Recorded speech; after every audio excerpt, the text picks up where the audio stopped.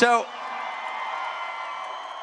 I've been thinking this for the past 8 years, and I've thought it more frequently this year. What motivates you to keep going? Who the hell knows? I don't know.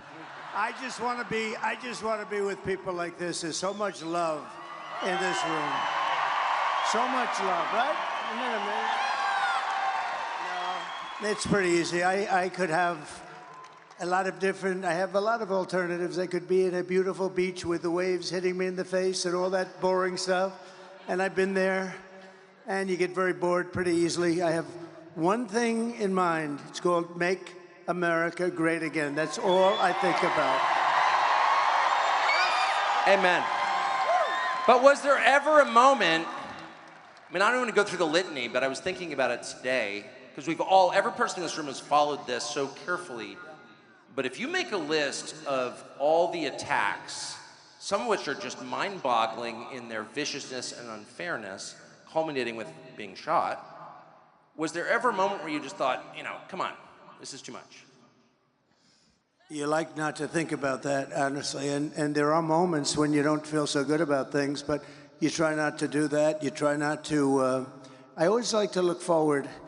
I don't like to look so much in the present. I don't like to look in the past so much, other than you have to learn from the past. It's history, you have to learn, otherwise you're a very foolish person.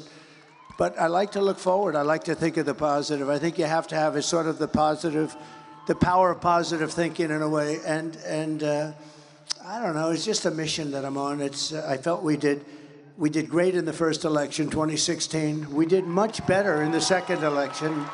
Bad things happened, bad things happened. And had I not done well in the second, I would have said, all right, that's it, because, you wouldn't have done well. But I knew how well we did. And now, she said, you're right about that. But, no, but if I didn't do, we got millions and millions more votes in the second election, which rarely happens to a president. Usually they get less. Almost all the time they get less. Obama got less. Barack Hussein Obama, he got a lot less. And had we not done well, but I knew how well we did, and I said, well, let's see how they do. And I waited around for a year, and I looked at these people, and Biden was grossly incompetent. I saw that. His vice president wasn't even a discussion. She came in last. She was the first one to get out of the Democrat primary. She was, I guess, number 22. I think there were 22 people, and she was the last. She was the last or first out, if you want to look at it that way. She never got to Iowa. But I was watching, and if they could do well, I would have been very happy. Actually, I would have been very satisfied. But they were grossly incompetent. And when I watched what they were doing and how they were destroying this country at the border, I mean, millions and millions of people. I'm sure we have some in here tonight with us, murderers and drug dealers, prisoners. They have prisons from all over the world are being emptied out into our country, all over the world, the Congo and Africa, not just South America, you know this. They're opening up their prisons and they're bringing them into our country.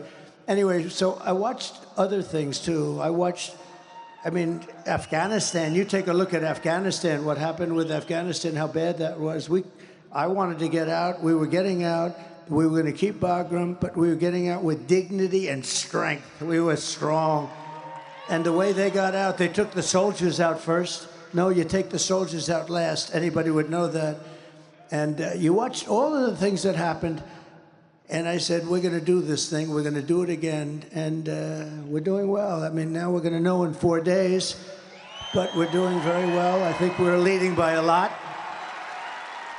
And if we can keep that cheating down, because they're a bunch of cheats, if we can keep that cheating down, we're going to have a tremendous victory. I think it'll go down as one of the greatest victories of all time. So we're going to have an exciting time. We're going to have an exciting time. So you were in New Mexico the other day. New Mexico is considered a pretty blue state. What were you doing there? Well, they're also a border state. They have people pouring in by the tens of thousands, and they're being decimated. They're being hurt very badly. They also have a pretty rotten economy for a lot of reasons, but what they really have is tremendous inflation. But beyond that, because I happen to think that the border is the single biggest issue. I think the border is a bigger issue than inflation. Inflation is destroying, and it's a country buster. You know, inflation, it's broken up many countries, including Germany from many years ago.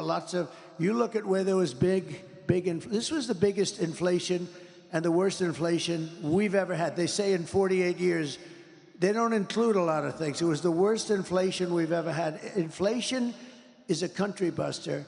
So I'm not trying to minimize that, but I think the biggest problem and the worst thing that's happened to this country is allowing millions of people in here that are criminal people. Look, when you empty out your prisons and you put them into the United States, a lot of bad things happen, and they're coming in totally unvetted, totally unchecked. They're pouring in. Venezuela has allowed thousands and thousands of the roughest prisoners in the world to come in. You know, their crime rate is way down. I think like 70%, 72%. They've taken from Caracas and the cities in Venezuela where they have the problem. They've taken the street gangs and they've delivered them into the United States. Thank you very much. They've taken their criminals. They've taken their drug dealers and drug lords. They've taken them out of Caracas and they brought them into the United States. And it is a disgrace. And we are going to have to do a very large deportation because you can't live like that. You can't, it cannot be sustained, Tucker. It cannot be sustained. I think you know that better than anybody. So I do know, I think it's the gravest crime ever committed against the United States, ever, by any country. Our leaders committed it against us. But it does raise the question of motive. It hasn't helped the labor market any. It hasn't helped Americans at all. You've heard a Democratic senator stood up and said the United States military should take these people. We should give them guns. New York City has given them guns and the police department. You wonder, what is going on here?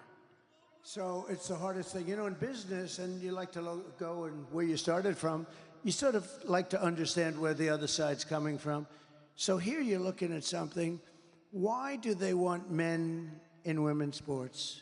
And, you know, I've been doing this now. I used to say, I was very proud to say I wasn't a politician, but I guess after a while you're sort of a politician. I think you qualify, yeah. And, you know, so, I mean, I hate to say it, but you like to know where the other side's coming from. And I'll say, why do they want to have men, and they're so emphatic about it, men playing in women's sports? You see what's happening in volleyball, what's happening in swimming, what's happening in weightlifting. How about weightlifting, where records that stood for 18 years, you know, are being broken by hundreds of pounds. The whole thing is crazy. Then you say, why do they want to have transition? I call them transition operations by the thousands. If you just say, well, I'm thinking about it, they throw you onto an operating table. And you say, why do they want to have that? Who wants that? Who wants to have open borders? They're all the same thing. They don't make any sense. You know, we're the party of common sense, right? Because I think we're really the party of common sense. And there can only be a couple of reasons. Number one, they're stupid. Well, they're not stupid because you can't be stupid. No, but you can't be stupid and be that good at cheating on elections, okay? Because they're great at that. So they could be stupid. They could also hate our country. They could hate our country. They may hate our country. They may not even know it. You know, a lot of people don't know it, but and the other thing is they want to cheat on elections by signing these people up. And they are trying to sign people up. They're trying to sign people up that don't even know what country they're in, okay? So that's the other thing. So it's one of those three things. Nobody really knows. But you'd say, okay, so I've been doing this for a while. I've never had anybody, I've had people come up and say, gee, it would be great if you could get the taxes down. Gee, it would be great if you could do this. It would be hundreds of things. Nobody's ever come up to me and said, it's really important to me that we allow men to play in women's sports. Nobody. Nobody. And yet, it's such a big deal. It's such a big deal. Wait, so you think the point may be just to destroy, just to break the country? It could be they hate our country. I mean, they may hate our country. And we deal with real scum. I mean, like a guy like Adam Adam Shifty Schiff. He's a sleazebag. And he's probably going to be a senator, if you can believe it, but I call him Watermelon Head. He has the... No, he's unattractive, both inside and out. That is... No, but this is a really bad guy. This is a dishonest guy. Not a dumb guy at all. He's got the smallest neck I've ever seen on a human being. He will never be a football player, I can tell you. But he's a smart guy, but he's just a sleazebag. You know, there's nothing else you can... Should I give you a little example? I hope you will. I'm really enjoying this a lot. This gentleman happens to like my son, Don, I think, because he likes you. Now, maybe you don't, but he likes you.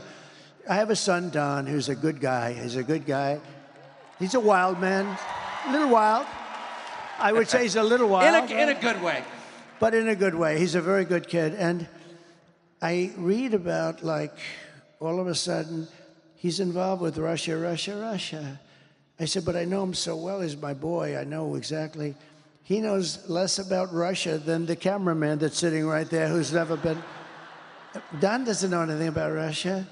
But one day, about, 3 years before, they met, a whole group of people met with a Russian lawyer having to do with the Nowitzki Act or something, having to do with child adoption. Crazy. But she was a Russian. Now, everybody in Congress knew this woman. But anyway, they go after him. Now, think of this. Russia was a major hoax, okay? It's now been adjudged to be a total major hoax. We had the Mueller Commission. We had everybody. It was a hoax.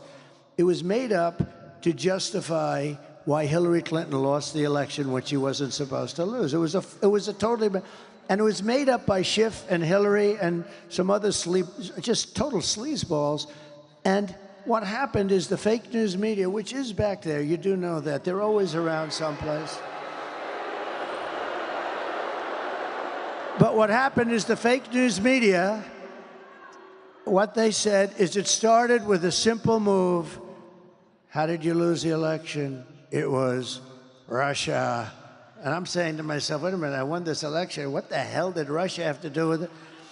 And then it went, and it was only supposed to be a one-day deal by the Democrats. In other words, it was going to, but the press picked it up and they liked it. They like, ooh, Russia, that sounds good. You covered it better than, you were funny. You'd go, Russia. You'd go crazy. But it drove you crazy, didn't it? Because you knew it was such a hoax. It was so insane, and all these people I knew believed it. It was such a hoax. They actually tried starting it up about 2 months ago. Did you see? It flopped. This time, the press just couldn't get away with it. I'll tell you about our lawsuit having to do with the Pulitzer. You know, we brought a lawsuit against, because they said, the New York Times, Washington Post, they got the Pulitzer Prize for accurate and beautiful reporting on the Russia hoax, you know, the whole thing. And I sued them, and it's doing very well, by the way. I want the reporters to give back their awards because they were wrong. There were plenty of guys that were right, like you and Sean, and there were plenty of guys that were right. But so I said, but here's the thing. So with Shifty Schiff, see, that's the weave. See, we start. You know about the weave, right? Start. As long as you come back to the right location. So what happens? You understand that? Yeah. Somebody said, does he ramble? I said, I don't ramble. I do the weave. I covered many subjects. And you always come back to the right. That's genius. There's a difference between rambling and genius. Okay. So now getting back to the point. So I have a son, Don, a good guy, knows nothing about Russia, has zero. And they went through millions of phone calls. There wasn't one call to Russia, et cetera, et cetera. So Shifty Schiff, Adam Schiff, a real sleazebag. He's at an intelligence meeting, and he's not supposed to be talking, but wherever he goes, the press is out there standing because he's provocative or whatever the hell, or because they figure they'll get something bad on me, which is probably much more accurate. So Schiff comes out. Now think of this, how bad a person you have to be.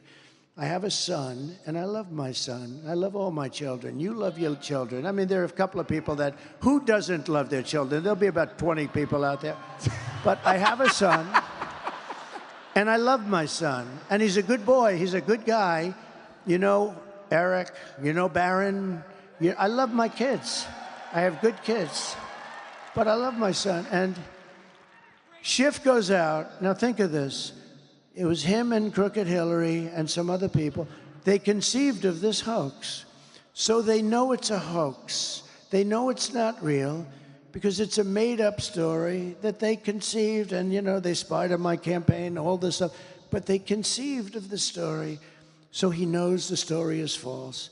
And yet he leaves an intelligence meeting, goes to the press, which is waiting outside, a lot of press, and he says something to the effect, Donald Trump Jr., the son of the President of the United States, will be going to jail. He will spend many years in prison for what he's done to our nation. And think of how bad you have to be. He just said that an innocent kid is going to go to prison on a story that's a becocked story. It's a made-up story. And he said, my son, the president's son, is going to spend many years in prison. I called my son. I said, hey, Don, how's everything? Are you okay with this? He said, Dad, I don't know what they're talking about. He meant it. He said, I don't know what they're talking about. I didn't want to get into it too much because I didn't want to make him nervous. And I said, well, you don't know anything about Russia, do you? He said, Dad, I don't know anything. I have nothing. I don't know what they're talking about.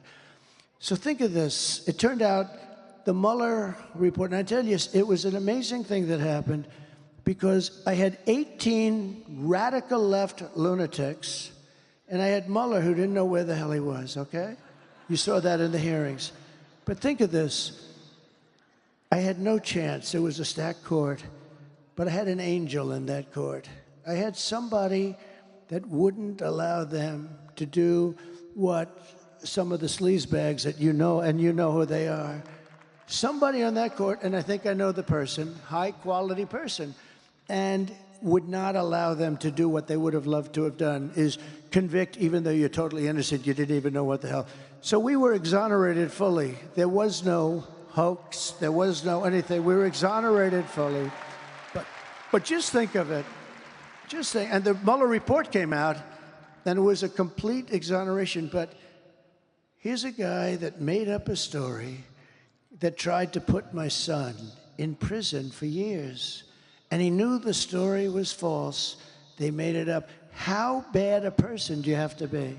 And I heard the son of the President of the United States is going to jail, and he'll be there for many years on a story. Now, how would you feel if you're the kid? I mean, you're a young kid, and you're hearing this crap. Just think of it. But how bad do you have to be? So you know it's fake because he made it up. And, you know, he's a storyteller, too. You know, he writes little bullshit stories. You know that, right? But I just think they're really... We have some, and you know, I talk about the enemy from within, and they do have, they're the greatest con people in the world. Oh, they talk about how dare, that's a threat to democracy. They're the threat to democracy. You know, the amazing thing is where they say, he wants to become elected, and he wants to put people in jail. How terrible. That's what they've been trying to do to me for 4 years. And I should say that your son, Don, had 5 small children. Can you imagine threatening a man with 5 kids with prison for a crime he didn't commit? So you said that you were saved in the end by an angel. How have your views about God changed in the last 8 years, and particularly after getting shot? Well, look, I've always been a believer. But I wouldn't say, you know, there's a certain pastor, Robert Jeffress, and I didn't know, his name is Robert Jeffress, nice guy from Texas. And he said, you know, Trump may not be the best Christian of all, but he's the only one going to take us to the promised land because he's the best leader and he's the toughest guy and he's going to be able to get us through this crazy life. And he was a big supporter. And now I have unbelievable evangelical and Christian support. Because I've done a great job for them, and we're together. But he said he may not know the Bible quite as well as other people are supposed to. But, you know, he also did something. They picked Ronald Reagan over Jimmy Carter a long time ago. You know that, that they said he wasn't quite as religious, but he's the guy that's going to get the job done. And I did a great job with a lot of things having to do with saving religion, because these people want to put religion out of business. These people are, they go crazy when I say the enemy from within. And I said, look, we have China, we have Russia, we have Kim Jong-un of North Korea, we have a lot of people out there. But if you have a smart president, I had a great relationship with President Xi until the China virus came in, and that was a bridge too far, but we'll have a very good relationship. And there's reasons for them to want to like us. There's big reasons. But if you have a smart president that kind of smart, meaning with people, if you have a smart president, somebody that knows what's happening, you're going to be fine. But, we do have an enemy from within. We have some very bad people. And those people are also very dangerous. They would like to take down our country. They'd like to have our country be a nice communist country or a fascist in any way they can. And we have to be careful of that. But they're the greatest con artists in the world, because as soon as I said an enemy from within, they said, he's saying an enemy from within. These are sick puppies, I'm telling you. Well, I gotta say, just objectively, I noticed that the second you left and Biden came in, we didn't have any more Antifa riots, which makes me wonder how is Antifa not the militia of the Democratic Party? Yeah, but you did have a lot of riots, and you have a lot of people being hurt in a different way. You have a lot of people being hurt very, very badly. We stopped. We had a period of time where they wanted to tear down statues. Yeah. And, they thought the statue of Abraham Lincoln should be ripped down immediately, and a couple of others. And we stopped them. I signed an old bill that was old and dusty. It was like of 1910, the United Statues Act of 1910. It said that if you tear down a statue or even get near it, if you don't want it, up to the president, you go to jail for 10 years. And when they started getting a little bit frisky, I took that old dusty statue, hadn't been used in a long time. We took it out, and they were getting a little wild. Do you remember that period of time? And I said, I had a little news conference, and I said, anybody that touches a statue, they were going to rip down Andrew Johnson. They were going to rip down Andrew Jackson. And the rope was already on them. And I saw what was going on. And I signed that thing, and I had a news conference. I said, anybody that touches a statue, if you touch the statue, you go into jail for 10 years with no parole, no early getting out. And I looked, because there was a little discord in Washington. I looked at those people from the back, and I saw those people. I saw about 1,000 asses. They were facing me as they headed out of town. They were heading out of town. And we never heard from them again. Until recently, when you had, about 2 months ago, you had some horrible riots in Washington, D.C., where they took spray paint and they sprayed the limestone lions, and they burned the American flags badly. And, I'd like to see anybody that burns the American flag 1 year in jail. I really believe that. You mentioned the enemy within. It's pretty clear, well, it's not clear, it's a fact that the CIA and the FBI, which are absolutely not allowed by law to have any influence in American politics, because that's the end of democracy, both of them and a bunch of other intel agencies worked against you on behalf of the Democratic Party from the minute you got elected in 2016. And they're still doing it. They're working against you now. What will you do about that? So one thing I've learned in Washington, it's all people. You got to get the right people. So when I got elected, I was only, according to the fake news, which I think in this case it wasn't fake, they said I was here 17 times during the course of my life, and I never stayed over. So I wasn't a Washington person. I was a New York person. I knew New York, but I didn't know Washington. And all of a sudden, I'm the president of the United States. I'm saying, and I didn't know anybody. I said, hello, anybody? Does anybody would like to have dinner or something? But so I had to rely on rhinos and good people, too. Even some good rhinos. There aren't too many of them. They're sort of a dying breed right now, I would say, actually. But I had to rely on people that I didn't know to give me information. And I won't use any specifics, but I had some people in government with me, and I realized, and you know, they have pretty much different philosophies than I would have or than you would have. And for the most part, we had great people. I mean, we had great trade people. I had great military people. I had the real military, not the millies who's, you know, they're stupid people, some of these people. By the way, every one of those people having to do with Afghanistan should be fired immediately. Every general should be fired immediately. You know, Biden doesn't fire anybody. That's why he never has books written about. Well, two reasons. Number one, nobody cares about him. It's not like, oh, let's write a book about Biden. Nobody cares. But the other thing is that he never, I don't think, has he fired anybody? I don't think he's fired. I fired a lot of people. I didn't like people. I fired them. And then he immediately get called by the New York Times or somebody because they're very, I mean, they truly are the enemy of the people. They're the enemy of the people. Those people right there. Not all of them, but about 91%. They're the enemy of the people. So they'll say, oh, he got fired, therefore he...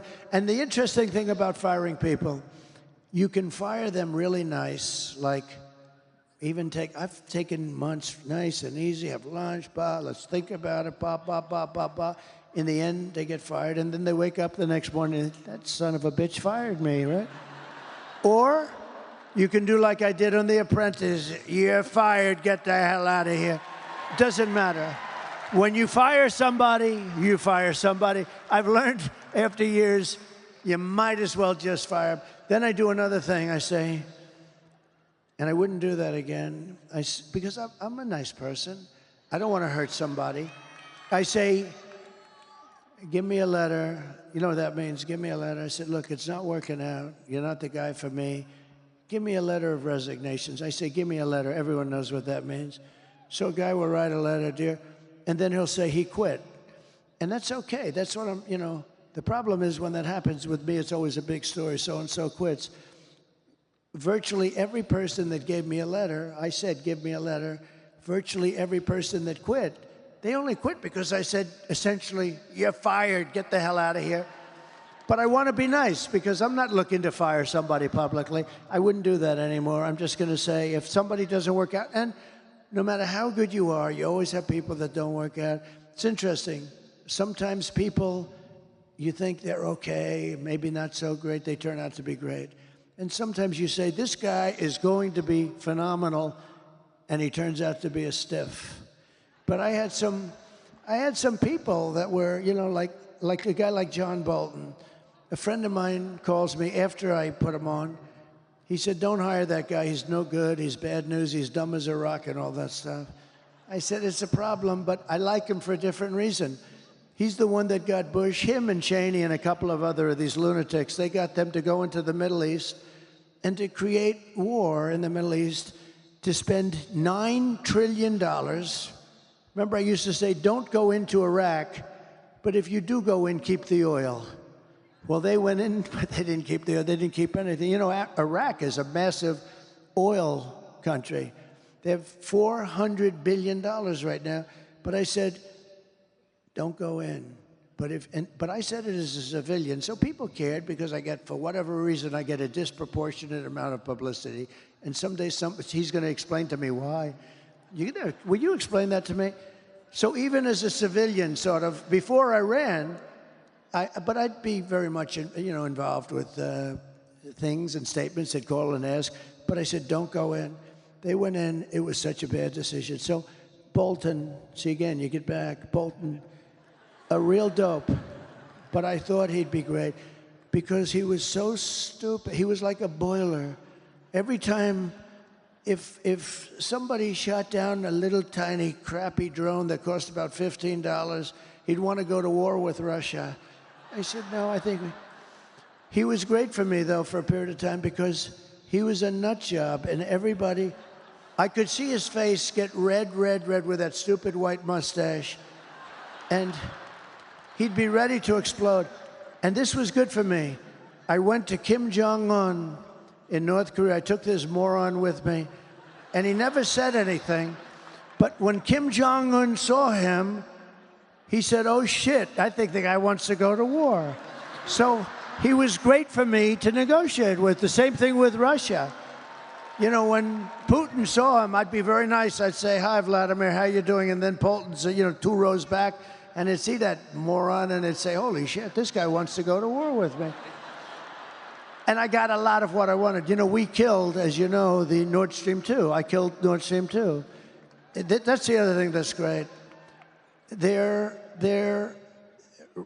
PR sense, their political sense, very interesting. They love to say that I was a friend of Russia, I worked for Russia, I was a Russian spy. These people are sick. The biggest job Russia ever had is Nord Stream 2. This is the biggest pipeline like in the world. Goes from Russia to Germany and all over Europe. I killed it. Nobody would kill it but me. I stopped it. The thing was half built, dead.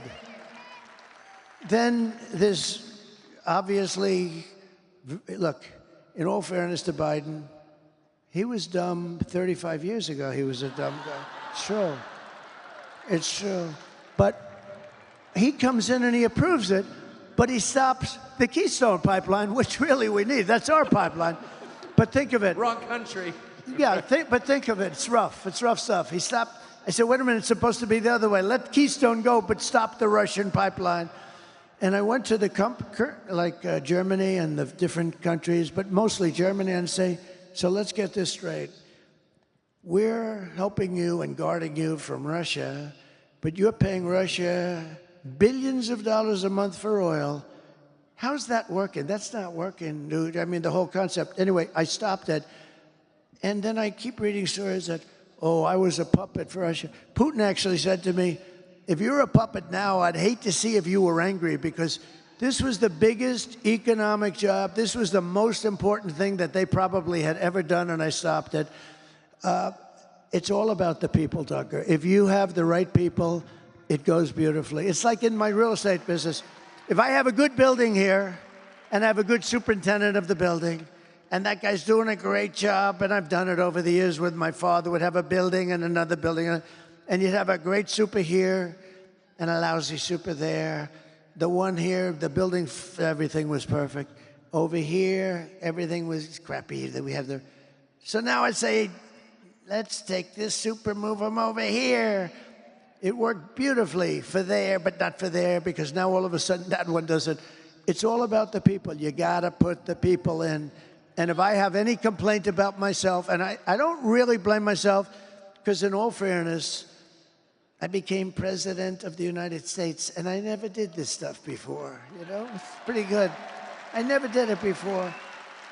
I was driving down Pennsylvania Avenue with Melania, the new First Lady, who's great. People love her. She's got the #1 selling book. Tucker, she's got the number. Melania right now has the #1 selling. Go out and buy it. It's a great book. It really is. But think. So I had never done it before, and I do it. We had 18 people, including me. We had debates, and all of a sudden, we had 17, 16, 15, and they started disappearing. And a lot of people thought I was doing it just for fun. You did. I think Tucker did, too. He thought I was having a good time. I was having a good time. But all of a sudden, did you notice they started to disappear? Then you have 10 people, and then, you had low-energy people. You had a lot of interesting people. And then I came up with nicknames for everybody, and for the most part, they were extremely destructive, right? We had some beauties.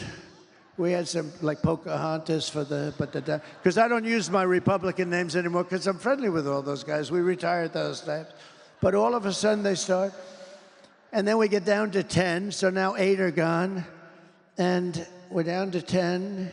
Remember, we needed 2 stages because there were so many. I said, we have the children's stage, and then we have the grown-up stage. And it was all based on the numbers, the ratings, the numbers, your popularity, how you're doing. So then we're 10, then we're 8, then we're 5, then we're 4, 3, 2, 1, right? And all of a sudden, I'm the nominee. And everyone thought I didn't want to be up, but I did want to be. Don't let them tell you that. They said, he didn't, all these geniuses, they said, he didn't really want to win. He's extremely upset that he would, no. If you're going to play, win, and some people were surprised. But you heard that. I didn't want to win. And I was miserable that I went, no, that's a false story. That's their own misinformation, a term I use a lot, and now they use it all over. I always say misinformation, disinformation, and now everybody says that, so I don't use it anymore. But what happens is I end up being the nominee, and then I watch the other side, Bernie Sanders and Crooked Hillary go at it, and it's Crooked Hillary. And all of a sudden, I'm fighting against Crooked Hillary Clinton, who's a smart woman, much smarter than Kamala, but doesn't lie as much. Hillary was a liar, a horrible scoundrel, but this one lies so much. And she's a low IQ individual. She doesn't even know she's lying, I'm telling you. This is not what you want for your president. That has nothing to do with me. This is not what you want. She's a very low IQ individual. She's dumb as a rock, and you can't have that. You can't have that. We love our country too much. You can't have it. We just went through 4 years of it. You can't have any more. A country can only take so much. And then I won. And so the point is that I never did it before, right? I'm president of the United States, and I was never even a politician before. And I picked some great people, Lighthizer and Trade, and we had a lot of great people. But what's interesting is it's all about the people. You got to have the right people. When you ran in 2016, the leaders and heroes of the Republican Party were the Bush and Cheney families. And is it weird for you to see Liz Cheney, that'd be Dick Cheney's repulsive little daughter, running against you with Kamala Harris? Well, I think it hurts Kamala a lot, actually. Look, she's a deranged person.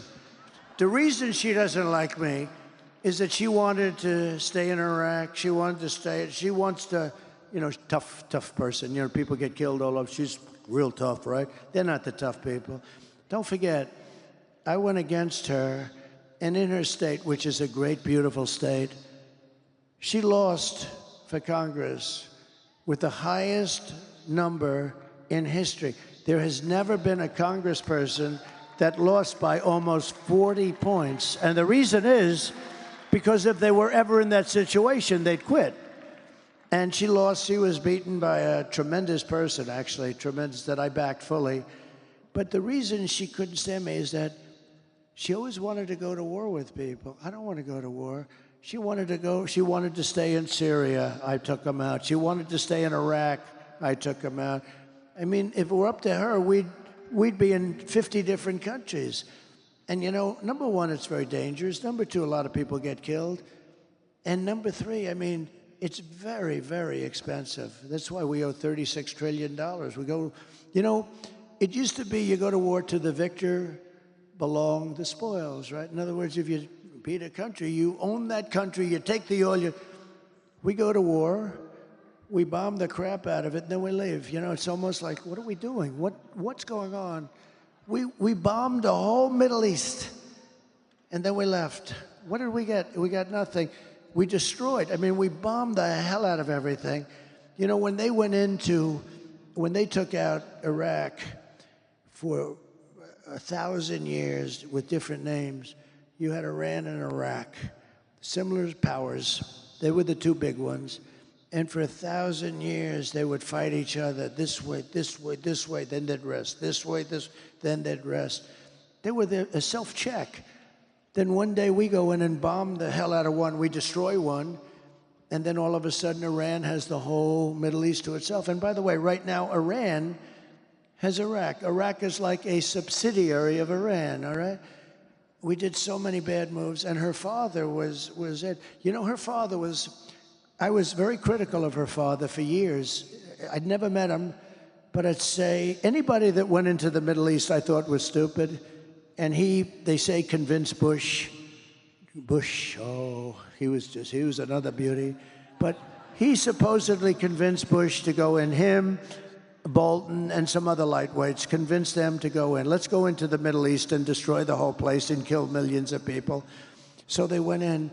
But I was never a fan of Cheney. I was always very critical. And when I announced that, I was very critical, actually, not personally, but I said, he made a horrible mistake. What are these people doing?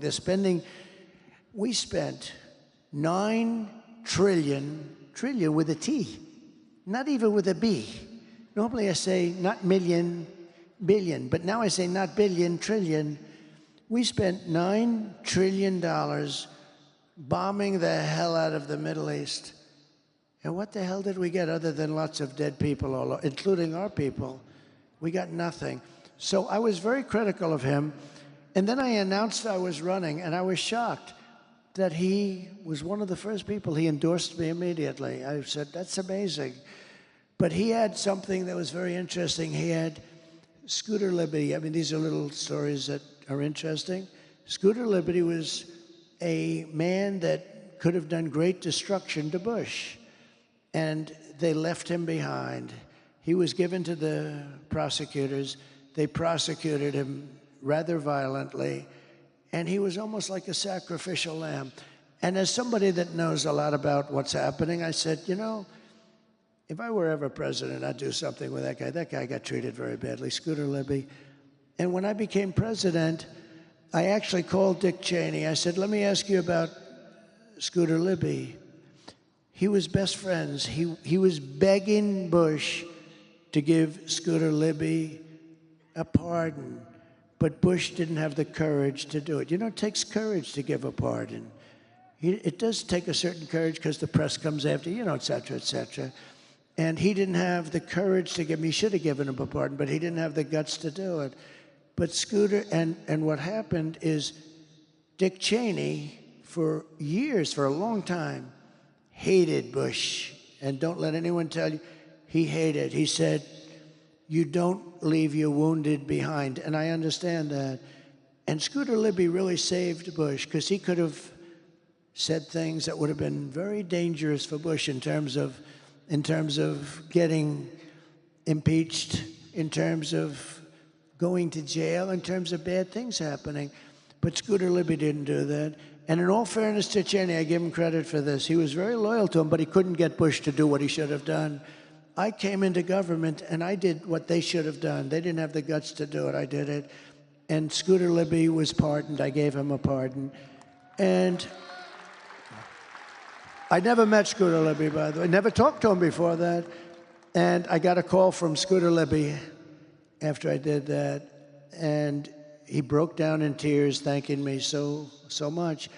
And then Cheney called me, and he said, that was so incredible what you did for Scooter Libby, because he was really on Scooter Libby's. Scooter Libby took a lot of heat and took all of it and didn't say anything bad about Bush or Cheney or anything else. Could have done it, I know, because you have guys that do that, and you have guys that lie, which is worse, right? But you have guys that do that. But he was very loyal to them, and he suffered greatly. I released him. Cheney called me. He said, it's one of the nicest things I've ever seen done in politics. I said, look, I've heard for years he was treated unfairly. I've heard for years that Bush should have given him a pardon. All I did is do something that somebody else should have done.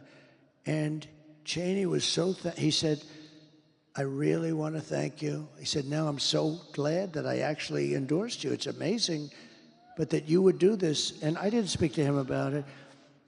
But then, go a couple of years forward or go now, and I don't blame him for sticking with his daughter, but his daughter is a very dumb individual, very dumb. She's a radical war hawk. Let's put her with a rifle standing there with 9 barrels shooting at her, okay? Let's see how she feels about it. When the guns are trained on her face. They're all war hawks when they're sitting in Washington in a nice building saying, oh, gee, let's send 10,000 troops right into the mouth of the enemy. But she's a stupid person. And I used to I'd have meetings with a lot of people, and she always wanted to go to war with people. So whether it's her, whether it's Dick, I was surprised a little bit with Dick Cheney. I didn't know him at all. I only had essentially the 1 or 2 phone calls, and it was only a call saying, thank you very much for doing that for Scooter Libby. That was nice. And Scooter Libby, by the way, was beyond that. He couldn't believe that it happened. Nobody would do it. They should have done that for him years before. But I was a little surprised because I actually thought that Dick Cheney would go with me over his daughter, and he didn't. And you know what? I understand it. It's your daughter, and you go. But she's a bad person. One other thing, they had the J6 committee, and I say this for the fake news back there. They learned a lot of phony things, like that I took on, when I was in the car, take me to the Capitol, I said, according to this young lady. And then they said, sure, we won't do that. Well, number one, if I said it, they do it. But I had two people, Secret Service guys, both extremely rough guys. One was like a karate champion, one was a weightlifter. She said, I grabbed the one by the neck, and when I was rebuffed, I went over to the other one, and I grabbed him in a chokehold or something. And actually, no, but how ridiculous, okay? Just not my thing. You would know. Hey, we can be tough, but it's not my thing. I wouldn't do it. I said, actually, can we go down to the Capitol? They said, sir, it's better if we don't. This was before anyone knew there was a problem, because there's a lot of people and it's going to be tough. Probably not. And you know, we had more people than I've ever seen up at the ellipse up on top. And a small group went down to the Capitol. But I said, can you take? They said, sir, it's really a little bit tough. I said, that's okay. Whatever you think is, she had me grabbing the one around the neck and being rebuffed. And then I grabbed the other one. And these are, I know them both very well. Bobby. I know Bobby wins, Bobby. And they're good. And they're good guys, too, but they're tough guys. I think they probably could have rebuffed me. I'm a little bit older. But friends of mine love the story. They said, leave the story. You sound like the toughest dude around. It's a great story. But it was totally made up. It was all made up. But here's the end result. The J6 committee, they call it the J6 Select Committee, like select.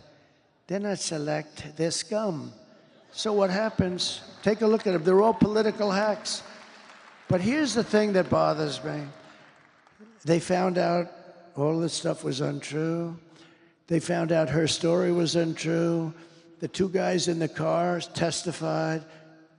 It's ridiculous, they said. It is ridiculous. Can you imagine? They also, I think, said it was the Beast, and it wasn't. It was one of the other ones. But you can't even get your hands through. But to think that I would be taking on two nice young guys simultaneously. All right, Sam, I'm ripping one and ripping the other. They're crazy. And then I went back to the White House, which I love, and I started throwing hamburgers all over the place. Okay. Finish the story is this. What happened is terrible. They went a year and a half, and Kevin McCarthy, who's a very nice man, he made a mistake because we wanted Jim Banks and Jim Jordan on the committee, and so there'd be like 8 to 7 or something. And called me on this. He said they didn't want Jim Jordan. He's a fighter. They didn't want Jim Banks. He's a fighter.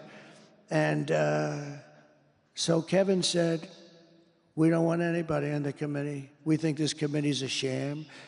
And I understood that was good for a day, but for the 2.5 years, we had nobody to fight for us. In other words, we had a committee. You know who was representing us on the committee? Crying Adam Kinzinger and Liz, the moron Cheney. That was who was on the committee. So these were the two Republicans. Kinzinger, who was a total whack job, and Cheney, who was worse than him. This was so they talk about, it was a bipartisan, they call it a bipartisan commission. And I think, I'd never liked the idea of not, because even if you didn't have Jim Jordan, who's very good, and Jim Banks, we have a lot of great people that would have been good, and they would have, they would have mixed it up. End result, like, they finished their report, they burned and destroyed and deleted everything. Everything. And nobody, and you know why? Because they found out that Nancy Pelosi, it was her fault. She didn't put the security. I offered 10,000 National Guard or military. They found out it was Nancy Pelosi. They found out that the stories about me attacking two very tough guys that are slightly younger than me, just a few years, that wasn't true. they found out that much of it wasn't true, and they were very embarrassed. So the Unselect Committee, I call it the Unselect Committee, which I always thought was a great name because it was a select, I call it the Unselect Committee of Political Thugs. What happened is, think of it, end of the story, they deleted and destroyed all evidence, all documents. There's nothing. And the reason they did it is because they were guilty as hell.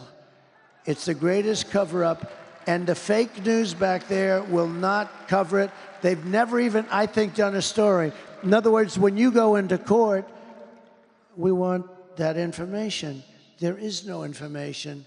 It's been destroyed. Everything's been destroyed. We have a very crooked government. Remember that. And we're going to straighten it out, and we're going to make it an honest government. So I have to ask you about the pardons. I keep hearing you're considering pardoning Hunter Biden. Is that true? And if so, why? No, I mean, I've never...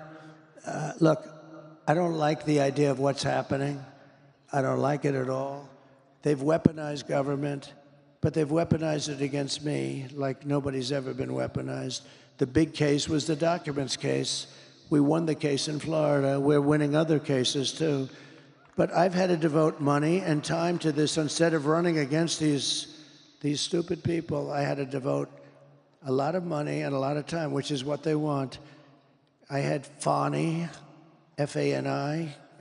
To me, it's Fanny, but she said Fani. I think she changed it once she became the DA. She wanted to put a little French accent on Fani. And her lover boy, Wade, who was hired for like $1 million because of his expertise in whatever the hell law, RICO, but he never did a RICO case. And then they would take sailing trips like 6 times during the year, 6 times. Who the hell goes away on a sail for 6 times? Nobody. And he got paid a lot of money. He took that money, they took trips. You know, there's a whole thing, but that's just one. They totally controlled it. They control the Manhattan DA's office. They had their man in the Manhattan DA's office. He was there. They put a man in the Manhattan. They put a man into the Letitia James office. They had a guy running the whole thing. It's all run out of Washington. They went after, in the Attorney General's office, they had people, but think of it, they went after their political opponent. That's never happened to any great extent. Maybe a little bit someplace, I don't know, nobody knows of it, but it's never happened to any great extent in this country. It happens in banana republics a lot, and it happens in third world countries, but it's never happened. They went after their political opponent. So it's hard to believe that I'm winning, it seems, by a lot. If they don't cheat too much, you know, we found a lot of things over the last 3 days. You've seen that.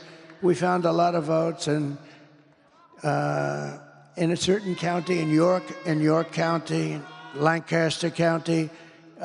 You know, we found a lot of bad votes. There were 2,600 votes that happened to be written by the same pen, same hand, same signature, same everything.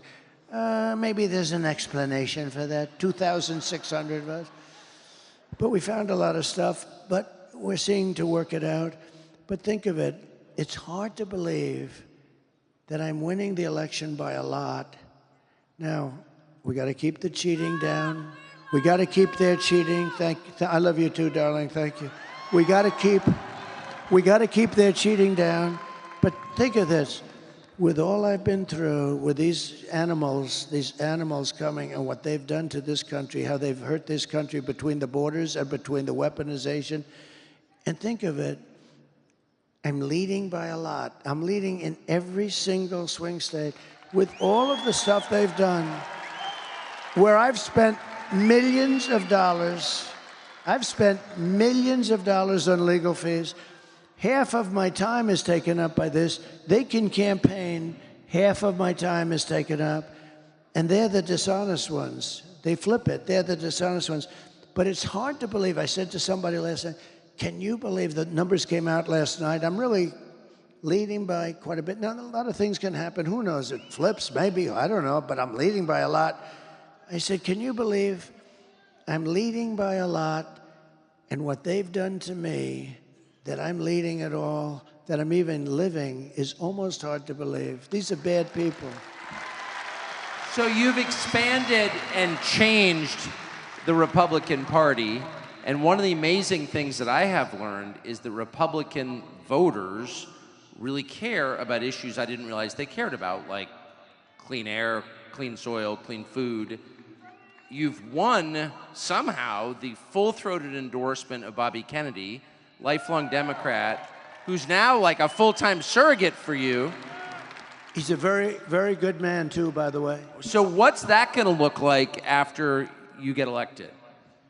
Well, you know, I feel interesting about this kind of stuff. I like to, number one, get elected. I hate to talk to stuff. A lot of people, they set up, I know that even when I ran, Hillary had an office set up where they were interviewing all the, I don't want to do that. I want to get elected first, and then we'll cram a little bit. But, you know, I don't like doing it. No, I remember she set up this big office. They're interviewing people for jobs. And actually, you're supposed to do it. But I want to win. I want to win in 5 days from now. It's almost 4 days from now, right? In 5 days from now, when we have a victory, we're going to have the best people. Here's the one difference, one big difference between now and 2016. I know Washington and the people through testing, real testing, better than probably any human being that's ever hired people. So I went from not knowing anybody and having to rely on, in all fairness, Mike Pence and many other people. I had Mike Pence, and I had others, and they would recommend people. Sloppy Chris Christie recommended some people. And I wouldn't have used him had I known. But you rely on people.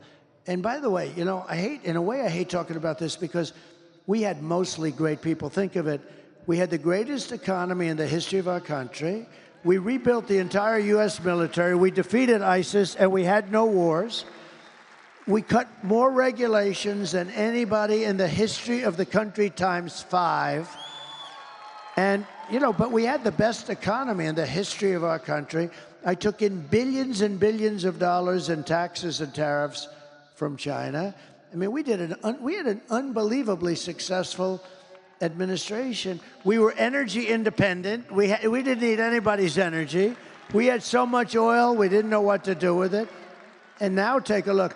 4 years ago, we were energy independent. Think of it. And today we're taking tar from Venezuela. You know, they don't really have oil, they have tar. You have to heat the hell out of it. It costs you more to heat it than it does to sell it. But we are going to Venezuela. Think of it. Venezuela was like the enemy. We are now giving, you know, I got a kick a month ago, you saw it. They foreclosed on his plane, but they give him billions of dollars. I said, that's okay. He's going to buy a much better plane with the money we give him, right? But we go to Venezuela for oil.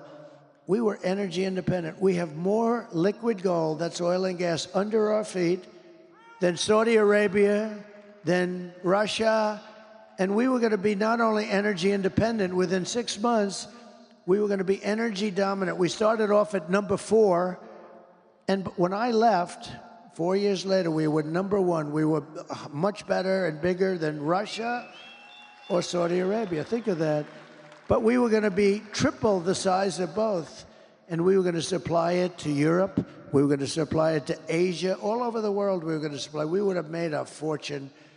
But then we had a little mishap with the election where I got more votes than any sitting president in the history of our country. You do know that. More than any sitting president. The only one that supposedly got more votes, and I wouldn't believe it, was Sleepy Joe Biden, who campaigned brilliantly from his basement. People had no interest in this guy, but he got more votes than anybody in the history of the United States of America. So anyway, so bad things happened, but we had something going that nobody had. I mean, we had an unbelievably successful administration, but I also put in some people that, in retrospect, I wouldn't have used. But I had to rely on other people for recommendations. Now, I know everybody. I know the dumb ones, the smart ones, the weak ones, the strong ones.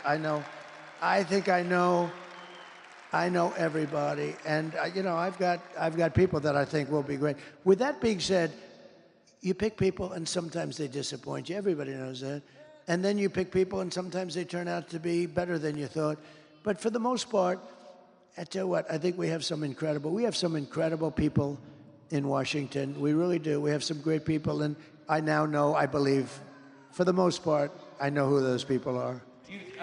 Do you think Bobby Kennedy and Elon Musk will be influential figures, without being specific about what those roles will be, in your administration? Yeah, I do. I think so. Look, Bobby, let's talk two of them. Elon's so great. You know where he is right now? He's in Pennsylvania campaigning for me. Elon. That rocket ship, right? No, it's so great. He docked that big monster, 22 stories. I thought the sucker was going to be dead.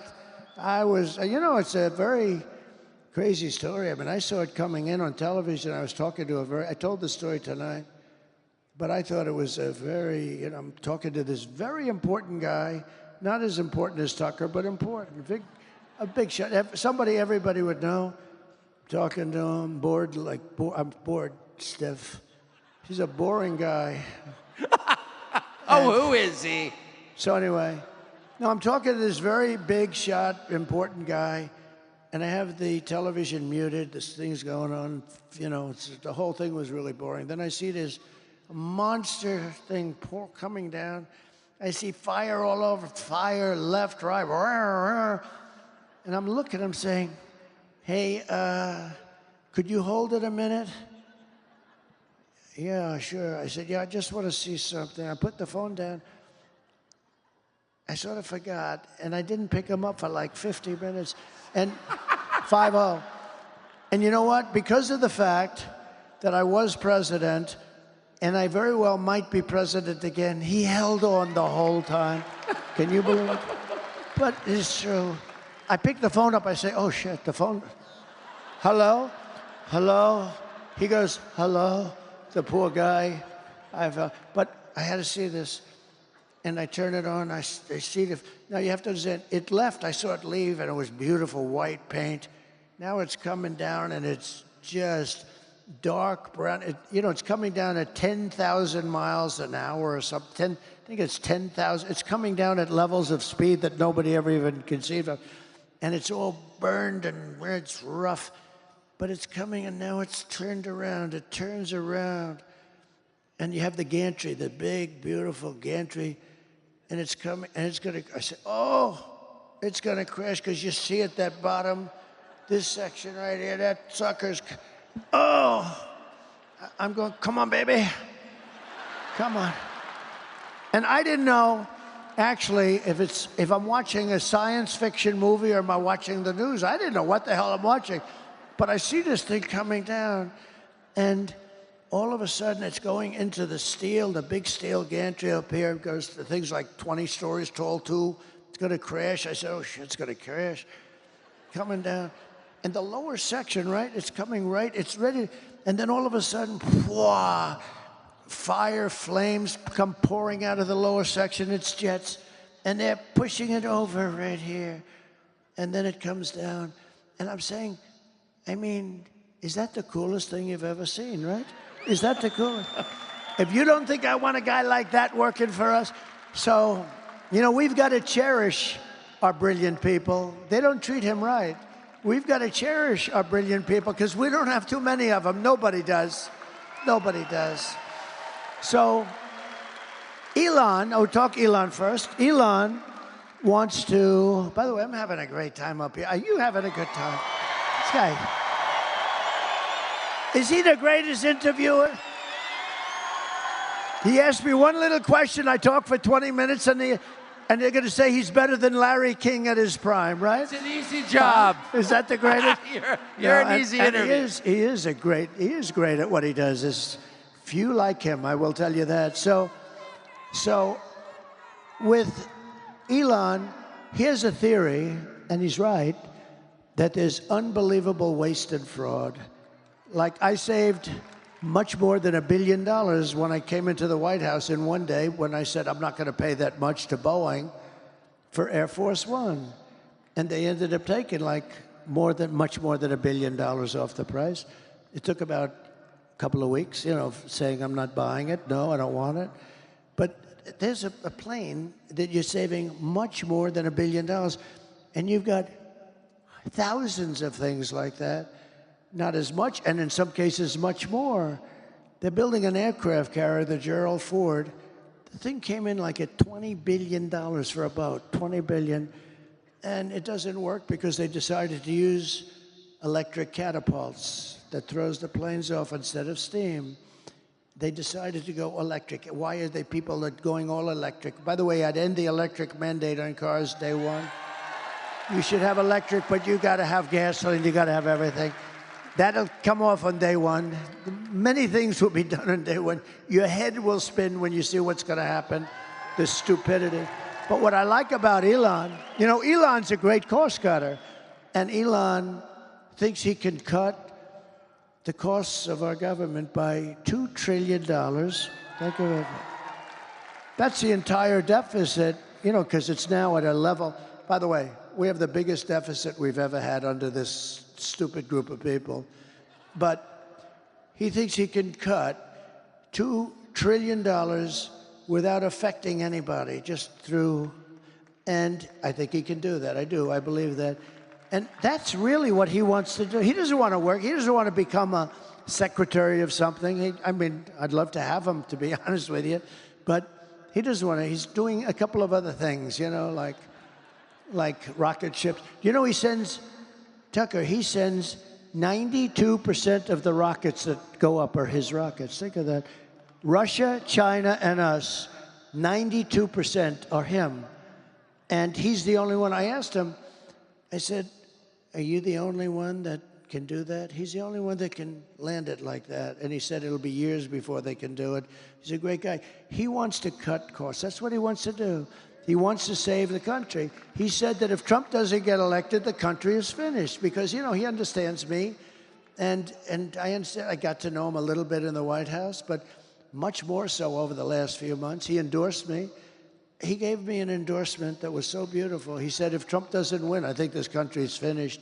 He's worried about the country. He's worried about it.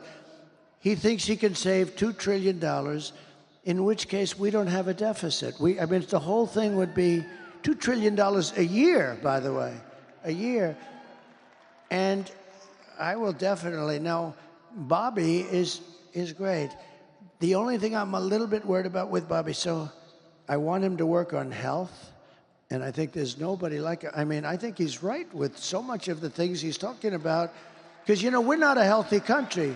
If you look at some of the countries in Europe, they're much more healthy than us. We're a rich country. We got to get rid of a little debt, but that's okay. I've typically been very good at that. I've been very proficient at that. I've had it both ways. I've had a lot of debt, and I've had very little debt. And as you get older, having very little debt is much better, believe me. But you know what? He really wants to, with the pesticides and all the different things.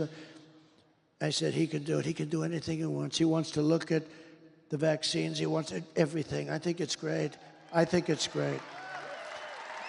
The only thing I say to Bobby is leave the liquid gold under our feet alone. We want to have a little gasoline. Because you know what I'm going to do? We're going to unleash much of that. And we're going to, Germany tried to go all green and they almost destroyed their country. And that was the end of Angela, by the way. That was it for Angela. They went all green. They had windmills all over the place. And the wind stopped blowing for a couple of weeks. And that was almost the end of Germany, actually. But the only thing, and I say it jokingly, but I say, Bobby, I love you looking at health. I want you to take care of the women of this country, the men of this country, and the children of this country. You don't have to worry about anybody else. But the one thing you got to do for me, Bobby, is leave what's under my feet, the oil and gas. You leave that to me, Bobby, because we're gonna make so much damn money, and it's clean. It's gonna make it clean. We're gonna make, look, China doesn't have that. That's why China's going electric. If we go electric, we're playing right into their hands. We have oil and gas. They don't. They have things for making the batteries and other things. They're going to make the electric cars. We're not going to be making the electric cars. The problem with the electric cars, and I think they're great in a smaller application, they don't go far, they cost too much, and they're going to be made in China. 3 minor problems, okay? But if you listen to this government, they want to make army tanks electric because they want to invade countries with their army tanks in a very friendly way from the pollution standpoint. The whole thing. You know what you have to do? The batteries are so big, they have a design where the army tank is going in and they have like a wagon, like a child's wagon with these massive batteries. Wait, we're going to have these green wars? These people are crazy. No, they want trucks to be all electric. The problem is they don't go far. That's a problem. You know what else is a problem? So the trucking industry comes to see me because they think I'm going to win. And they come in to see me. And these guys come in, and they're great guys. They've been in like Roger Penske. How good is Roger Penske? The guy's won, but he's in the trucking business too. He's won like 19 Indianapolis 5. Think of how good this guy is. Japan spends billions on coming up with a race car.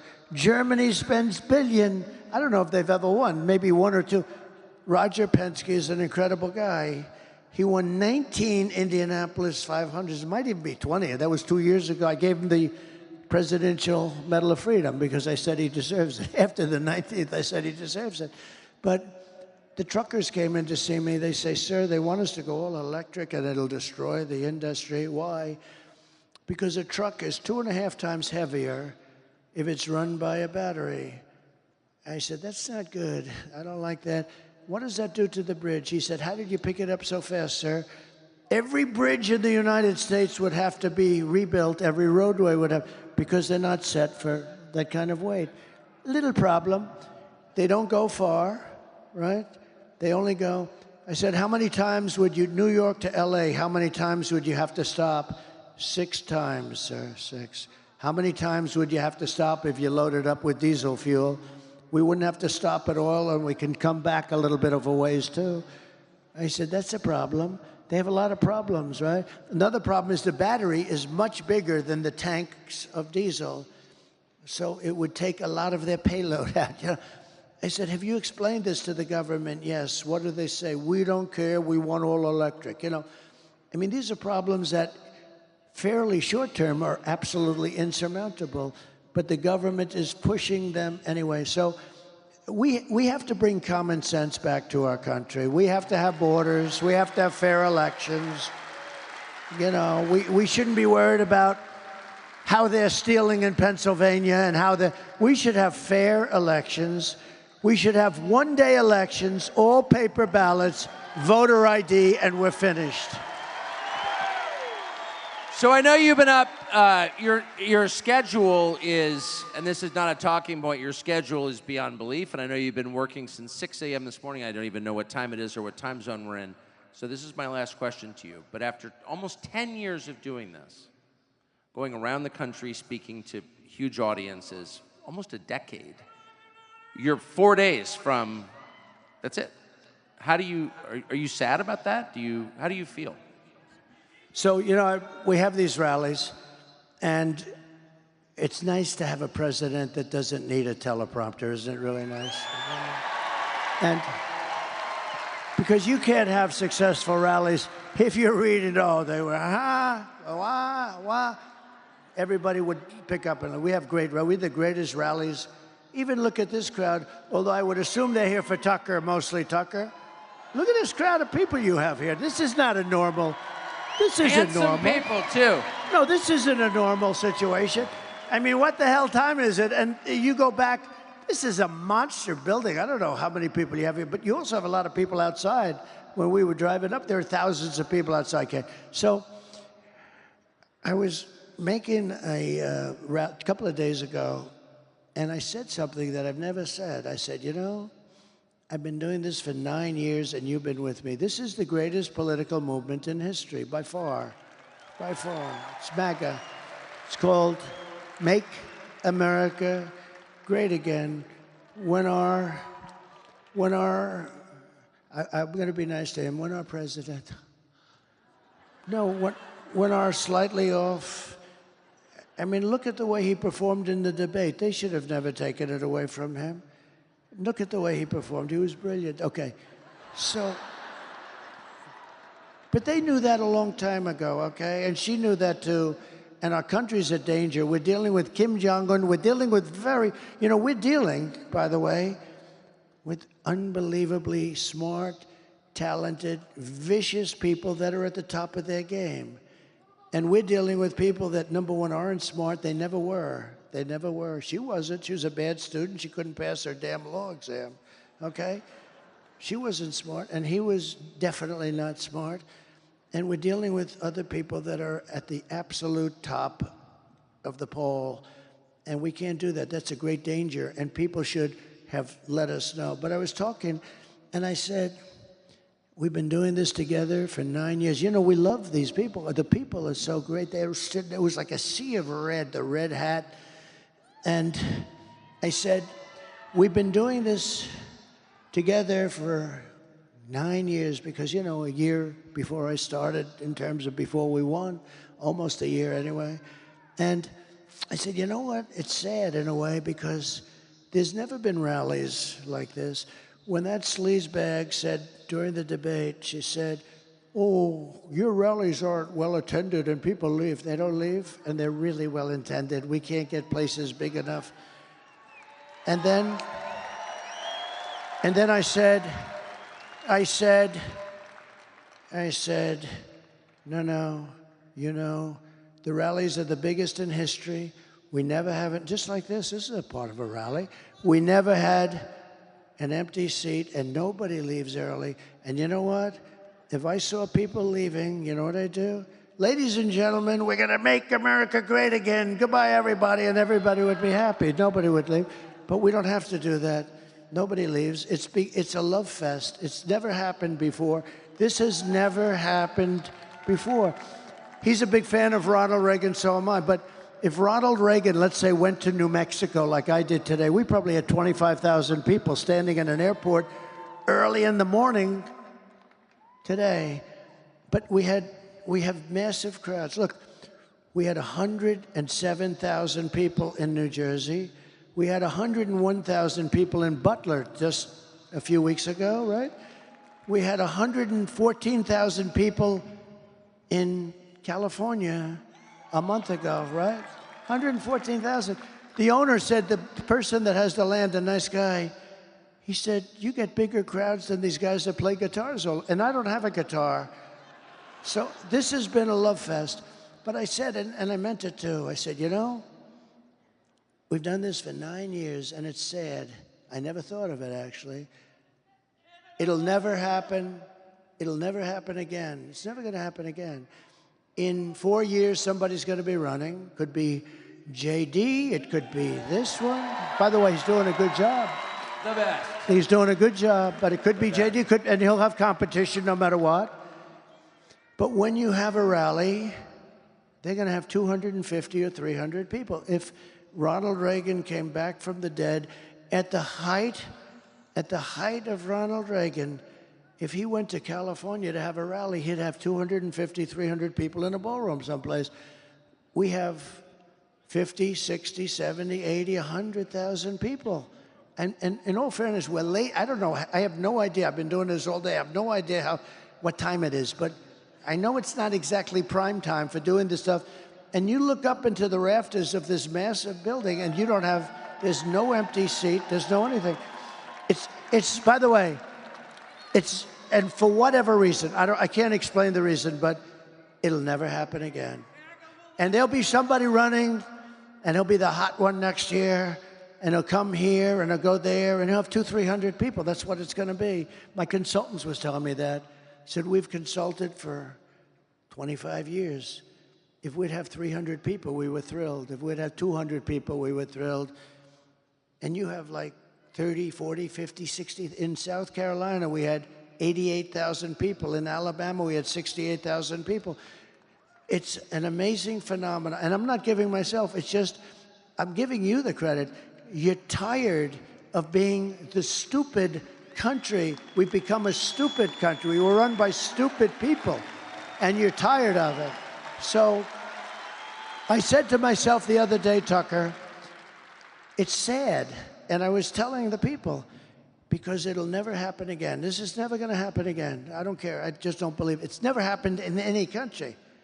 When Biden got up with the red background, the pink background, and he looked like the devil, he looked so stupid, right? And he said, we will stop MAGA. MAGA, we're going to... I said, listen, you stupid bastard. MAGA means, because I think if you asked him what does it mean, he doesn't know. MAGA means make America great again. That's what MAGA means. So, for the first time, I never said it to anybody. I never really thought about it that much. But all of a sudden, it was down to like maybe 10 or 8 or 9 days, a few days ago, right? I said, you know, in 10 days, this will never happen again because I'm not running again. And you're going to lose interest. We're going to meet, but we're going to meet on a different basis. We're going to meet on the basis of fixing our country. And we'll meet, but it'll be different than having rallies and having, you know, things where you have elections and all. It's never going to be what we've done together. We got to win, first of all, but we are leading. Just keep the cheating down. The only thing can stop us is the cheating. It's the only thing that can stop us. If we win, it's the biggest event in political history. It's the biggest event in political history. And there's something, and it's going to be the most important. I believe that the next election is the most important election in the history of the country. I really believe that. The one that's coming up in 4 days. But I said to myself, it's sad. I told the people. Some people are in the road, they're crying. They go, we have people that have gone to 200 and 250 rallies. We have the beautiful ladies of North Carolina. We have the front row Joes. I mean, we have people that have gone to hundreds of rallies. I said, this will never happen again. I don't believe it will. I don't think it'll ever happen again. And we'll get together, but it'll be different. We're going to get together and we're going to make America great again. We're going to fix our country. We're going to have strong borders and we're going to have fair elections and hopefully we'll get a fair press eventually because that's a very important element. You need a fair press. He and I understand the press because you give them a story, you know exactly everything that happened, and they'll write it the opposite, like the exact opposite. They'll write it to actually hurt you. It's hard to believe. That's the other thing. You wonder, why do they do that? It's so bad. And they've lost such credibility. You know, when I first came to politics, the news, the press, had a 92% approval rating. Yesterday, it hit 14%. And I'm actually very proud of that because I've exposed them for being a total fraud. They're a fraud. But hopefully they won't be a fraud for long. Hopefully that'll straighten out because that's a very important, the press, a free press, a real press is a very important part of greatness, of making a country great. They're almost like, they're glue that keeps it together, but they're also like, in a way, a police force that keeps it honest. But they're so dishonest that they have no credibility. Think of it. 60 Minutes asks her a question. And you know, I brought a lawsuit on this today. You saw that. 60 Minutes, because it's so wrong. She gives an answer that only a moron would give. You can give bad answers, but this was an answer that a person who is not a smart person, a person who got the lowest score, perhaps in the history of the bar exams, okay? You know, she failed the bar exam, okay? But this is a person, this is a very low IQ individual. This is the answer of a very low IQ individual. And by the way, I think everybody that runs for president or vice president should have cognitive tests. They should have testing because, you know, and I don't mean by age. Because, you know, some of the greatest leaders in the world were in their 80s, in the 80 period, because there is an experience thing and other things.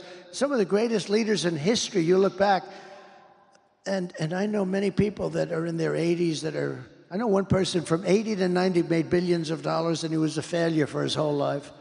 And you know him, I'll tell you who it is later. But he was a failure for his whole life.